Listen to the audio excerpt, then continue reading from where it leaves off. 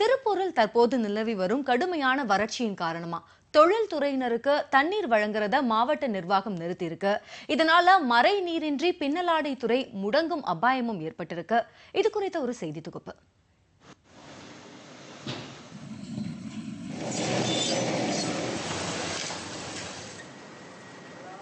ஒவ்வொரு பொருளையும் உற்பத்தி செய்ய மூலப்பொருட்கள் மட்டுமின்றி மனித ஆற்றலும் தேவைப்படுகிறது.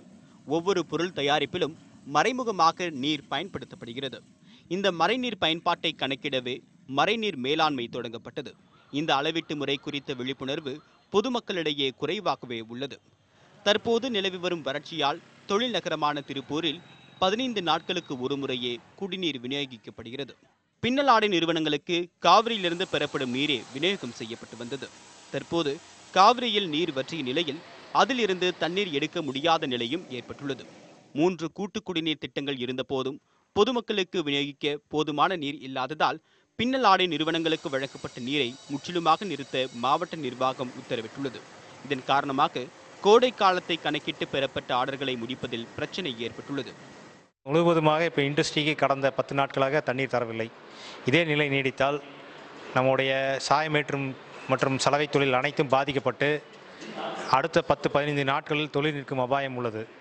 பல கோடி ரூபாய் மதிப்பில் பெறப்பட்ட கோடைக்கால ஆர்டர்களை குறிப்பிட்ட காலத்திற்குள் முடிக்க முடியாத நிலையில் குளிர்கால ஆர்டர்களும் குவிந்து வருகின்றன.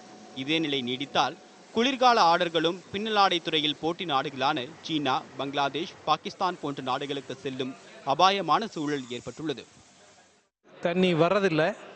இதனால் எங்களுடைய குளிர்கால ஆர்டர் யூரோப்புக்கும் யூஎஸ்க்கும் மேனுஃபேக்சர் பண்ணுற ஆர்டர் எல்லாமே எங்களால் டைமுக்கு ப்ராசஸிங் பண்ண முடியல.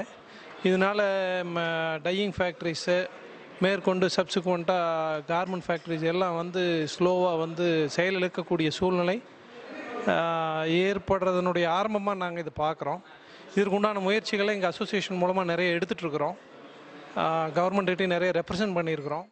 அந்நிய செலாவணியை ஈட்டித் தருவதில் முக்கிய பங்கு வகிக்கும் திருப்பூரின் தொழில்துறை பாதிப்பு இந்திய பொருளாதாரத்திலும் எதிரொலிக்கும் என்றும் இந்த தொழிலை நம்பி உள்ள 10 லட்சம் தொழிலாளர்களின் வாழ்வாதாரமும் பாதிக்கப்படக்கூடிய சூழல் உள்ளதாகவும் கூறுகிறார் திருப்பூர் ஏற்றுமதியாளர் சங்க தலைவர் ராஜா சண்முகம்.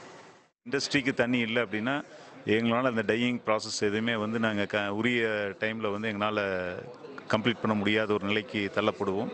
அது பெரிய பொருளாதார வீழ்ச்சி இந்த பகுதிக்கு ஏற்படுது. இந்த பகுதிக்கு மட்டும் இல்லாமல் நாட்டுக்கே அந்த பொருளாதார வீழ்ச்சி ஏற்படும் அப்படிங்கிற ஒரு சூழ்நிலை இருக்குது.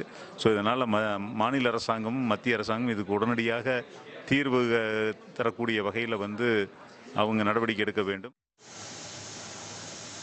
பாதிப்படைந்துள்ள பின்னலாடை உற்பத்தியை காப்பாற்ற இன்றியமையாத மறைநீரை தங்கு தடையின்றி வழங்க நடவடிக்கை எடுக்க வேண்டும் என்பதே திருப்பூர் பின்னலாடை உற்பத்தியாளர்களின் கோரிக்கை.